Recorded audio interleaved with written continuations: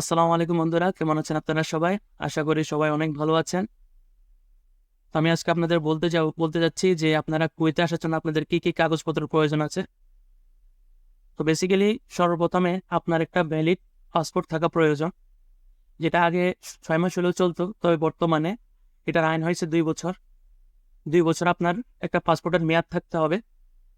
আর তারপরে আপনার পাসপোর্টের পাশাপাশি আপনার লাগবে এনআইডি কার্ড। আর এনআইডি কার্ড যদি না থাকে তাহলে আপনার লাগবে জন্ম নিবন্ধন, এটা আপনার লাগবে। আর বলতে গেলে আপনার যেহেতু বর্তমানে করোনা চলে গেছে, করোনা সার্টিফিকেট অবশ্যই আপনার লাগবে। অনেক ক্ষেত্রে করোনা সার্টিফিকেট আপনার কাছ থেকে চাইবে, অনেক ক্ষেত্রে আপনার কাছ থেকে করোনা সার্টিফিকেট চায় না, বাট এটা রাখা ভালো। অবশ্যই করোনা সার্টিফিকেটটা আপনার রাখবেন। আর 3 নম্বরে হচ্ছে police clearance certificate. Police clearance সার্টিফিকেটটা আপনার অবশ্যই প্রয়োজন কুয়েতে আসার জন্য। এরপরে আপনার মেডিকেল মেডিকেল হচ্ছে আপনার ভিসা আসার পরে আপনি মেডিকেলের পেপার আপনার প্রয়োজন হবে, এর আগে না। আগে আপনার সম্পূর্ণ বেসিক্যালি এই পেপারগুলো আপনার প্রয়োজন হবে কুয়েতে আসার জন্য।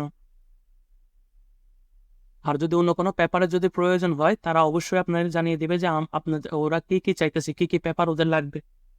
বাট বেসিক্যালি এতটুকুই পেপার এনাফ, আর বেশি আর কিছুই লাগে না কুয়েতে আসার জন্য। তো আশা করবো ভিডিও সবার কাছে অনেকটা ভালো লাগবে, অনেকটা ইনফরমেটিভ ভিডিও। ভালো লাগলে অবশ্যই একটা লাইক, কমেন্ট এবং শেয়ার করে দিবেন, আর পাশেই থাকবেন। ধন্যবাদ।